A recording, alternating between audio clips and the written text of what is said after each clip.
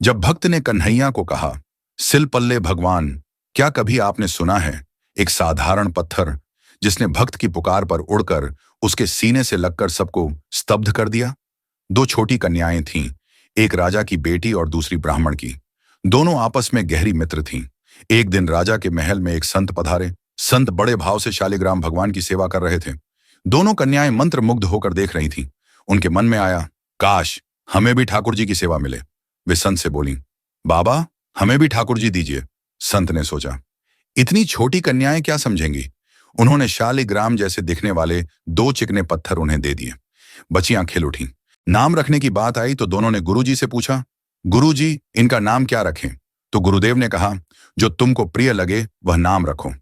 एक दिन खेलते खेलते वह पत्थर हाथ से फिसल गया तो एक कन्या हंसकर बोली, इनका नाम सिलपिल्ले भगवान रख देते हैं।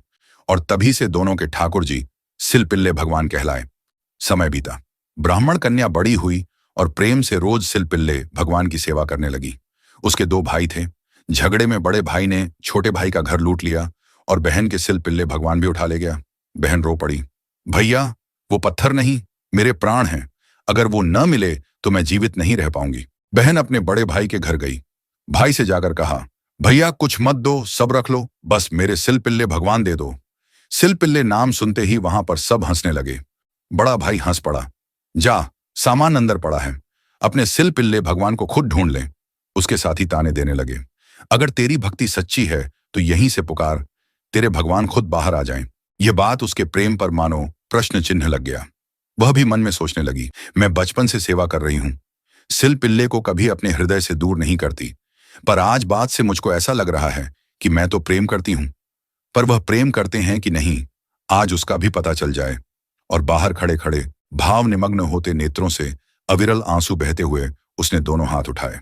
हे नाथ, हे मेरे सिलपिल्ले, आप ही मेरे जीवन हो, अब प्रकट हो जाइए। और तभी कमरे के भीतर पड़ा साधारण सा पत्थर अचानक उछला और सीधे कन्या के हृदय से आ लगा। पूरा घर स्तब्ध रह गया। भाई और उसके साथी दंडवत हो गए। उन्होंने बहन से कहा, आज हमने सच्ची भक्ति का चमत्कार देखा है और जो कुछ लूटा था सब लौटाकर उसके चरणों में रख दिया।